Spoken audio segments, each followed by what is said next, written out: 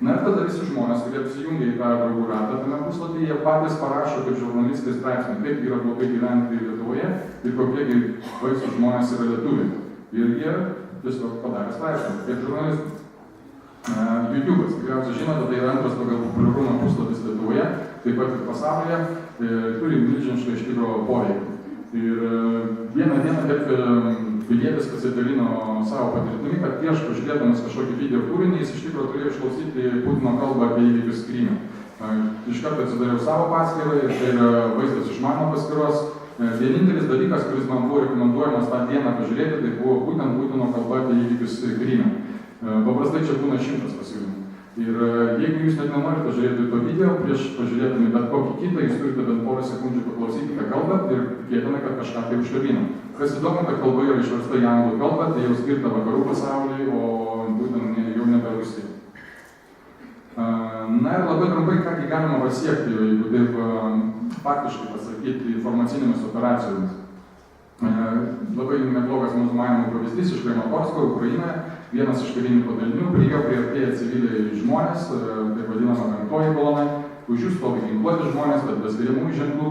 Ir iš tikro nevyksta joks susišaudymas, nevyksta joks susistumdymas, vyksta tik tai pokalbis. Pokalbio eigoje ir jo pabaigoje visas karinis dalinys su savo kovinė technika, logistika ir visais keliais pereina į Rusijos remiamų teroristų pusę.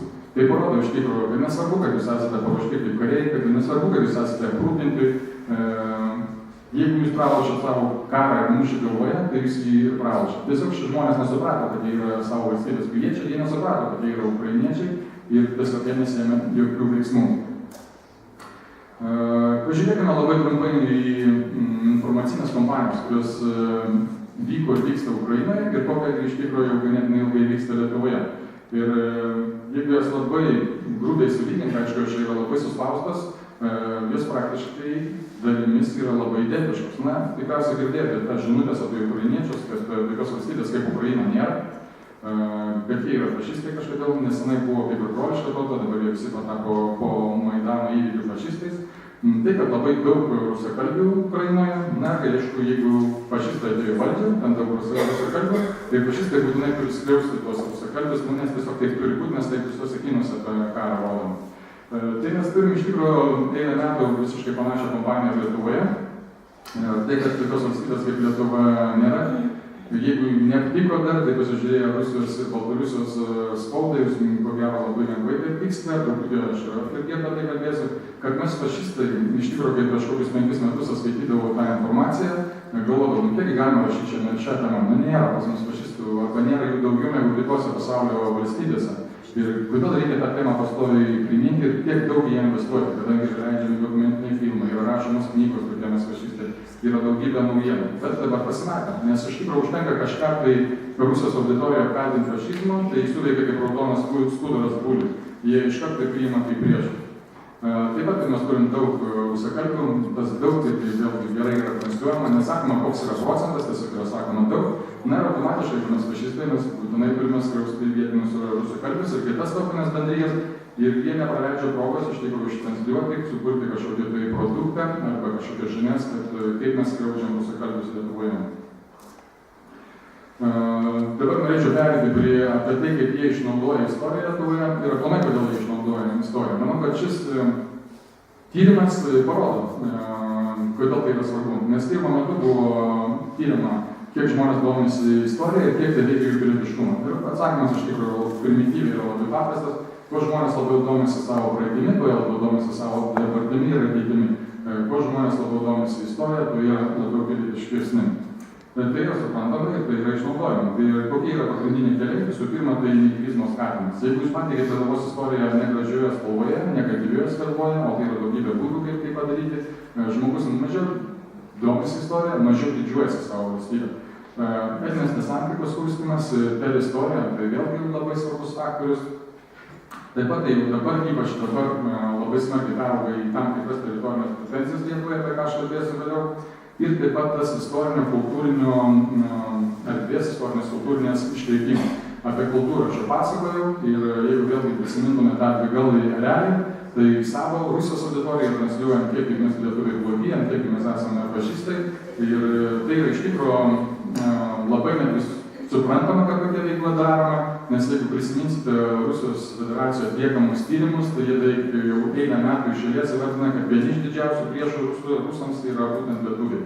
Na, pasižiūrėkime, kiek mūsų čia yra Lietuvoje ir kaip mes galime būti aplamai priešai. Bet ant tiek stipri ta informacinė kampanija, kad nie nekreipia dėmesio į Kiniją, bet kažkodėl mes tampame jų priešai. Į kokius Lietuvos istorijos etapus yra pagrindė nusitaikyta, tai visų pirma viduramžiai, tai yra ta vieta, iš kur mes semiamės stiprybės, motyvacijos, tai yra tie laikai, apie kuriuos mūsų gyventojai mėgsta skaityti. Aišku, čia pagrindinės žinutės yra tai, kad toli gražu tai buvo ne mūsų žygiai, visus tos žygius padarė Baltarusija, kad iš tikrųjų mūsų valdovai buvo slavai ir visi tie pasiekimai automatiškai yra jų. Taip pat yra kalbama apie 400 metų, apie tai, kad okupacijos nebuvo, vėliau karas po karo, tai didelė informacinė kampanija, kuri prasidėjo tikriausiai iškart prasidėjus mūsų partizanų veiksmam, tai iškart nebuvo vadinami partizanais, laisvės kovotojais ar kažkaip panašiai, iškart buvo įdiegtas terminas bandyti. Tai yra iš tikrųjų labai svarbu, tai yra viena iš technikų, etikečių klijavimas ir tam tikri dokumentai netgi tapo, pasakyti, nelabai suvokiami, kada jie rašo apie tam tikrus banditų batalionus Šiaurės Lietuvoje, tai kaip gali būti banditų batalionas. Alibaba ir taip turėjo tik 40 plėšikų, čia visas batalionas banditų iš kažkur. Na ir aišku, naujausias jų naratyvas yra Savišaudė į stepus, tai būtent Paleckio visa istorija, tai kad tos aukos, kurios buvo sausio 13, tai buvo toli gražu ne sovietų kariuomenės nuopelnas, o mes tiesiog patys iššaudėm ir padarėm kitą imitaciją, kad parodytum, kiek Rusija yra blogai ir tą žinutę ištransliuoti vakarų pasaulyje. Taip pat labai svarbus dabar reiškinys yra Baltarusijos savinimasis Lietuvos istorijos, tai matote nuotraukoje Algirdo paminklas, pastatytas Baltarusijoje visai nesenai. Kas yra svarbu, kad mes galėjom anksčiau galvoti, kad galbūt opozicija Baltarusijos daro tokius dalykus, nes jiems reikia su kažko tapatintis, būtent ne su sovietiniu naratyvu, tam, kad jie galėtų kažkaip būti tokie negu Lukašenka. Bet šiai dienai mes matome, kiek daug pinigų skiria ir būtent reikia suprasti, kad toj valstybėje valdovas yra tik vienas, nes jau tokia yra sistema. Ir jeigu tokie pinigai yra skiriami, kaip matėte, ir to paminklo pastatymui, tai jau yra ko gero valdančios daugumos valdovo politika. Galime sakyti, kad ne problema tai, kad išlovina mūsų istoriją, mūsų valdovus arba tam tikrą istorijos dalį, bet problema yra tai, kad jie mūsų valdovus ir tą istorijos dalį laiko ne lietuvišką, o būtent slavišką ir stačiatišką. Taip mes juos kviečiame iš tikrųjų ne pas save, mes kviečiame juos ne į vakarų pasaulio, o iš tikrųjų jie mus tempia atgal į Rusijos pusę. Taip pat buvo netgi tam tikros grupės draugystės sukurtos, kurie stengiasi kažkaip atplėšti Baltarusiją nuo Lukašenkos, bet dabar gaunasi, kad iš tikrųjų ne mes juos atplėšė nuo Lukašenkos, o jie mus atplėšė nuo vakarų pasaulio ir tempia pas save. Labai trumpas video, kuriame iš tikrųjų matosi ir Baltarusijos veikla ir taip pat galbūt kas jam diriguoja.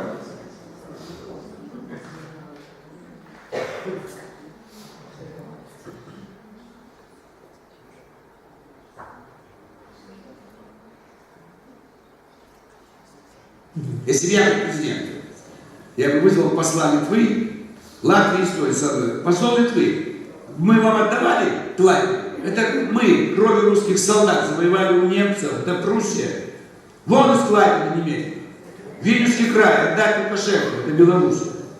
То есть там должно быть только Каунас, Шауляй, Поневежец. Вот маленькое литовское княжество. А вокруг Россия.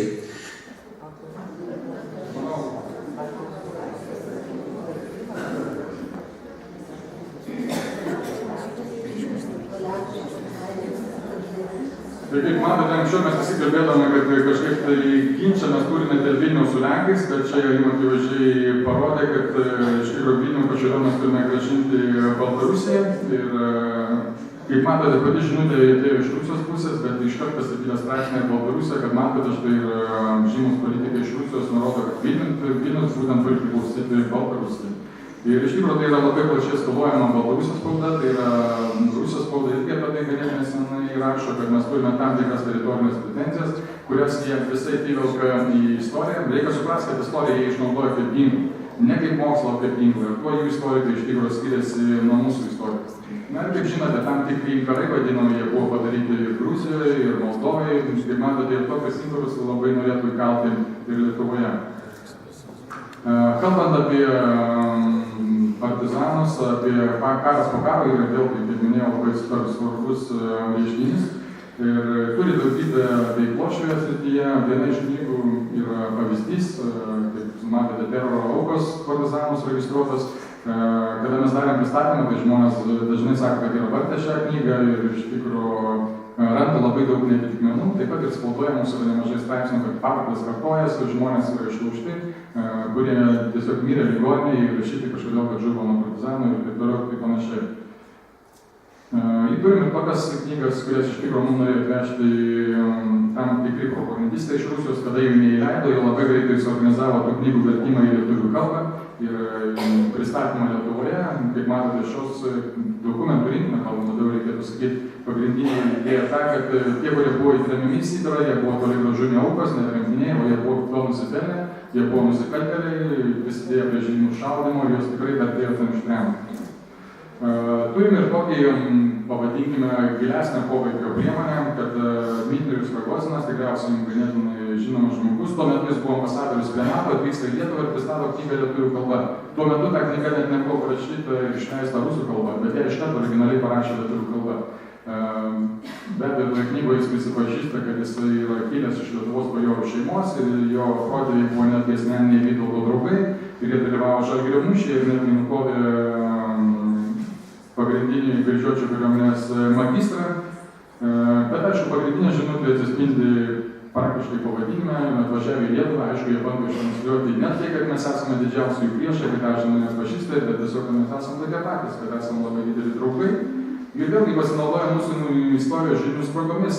Mes ko gero puikiai žinome visą laikotarpį iki Vytauto, po to, kaip sako profesorius Bumblauskas, panerė Vytautas, išnerė Basanavičius, viso to tarpo nebežinome. Ir po to vėl žinome nuo Basanavičius. Ir šitą jisai transliuoja, kad Rusija su Lietuva iš tikrųjų niekada tarpusavy nekariavo, o kariavo pagrindė kartu prieš vakarus, prieš kryžiuočius. Ir to pasinaudoja tą mūsų istorijos spraga, nes per tą laikotarpį tarpą, ko gero Lietuva su nieko tiek nekariavo, kiek su Rusija. Taip pat nesenai, kaip žinote, puikiai minėjome Oršos 500-asias metinės, tai aišku negalėjo praeiti pro jų ausis ir tikrai mes turėjome nemažai straipsnių, taip pat ir leidiniuose, kurie leidžiami Lietuvoje.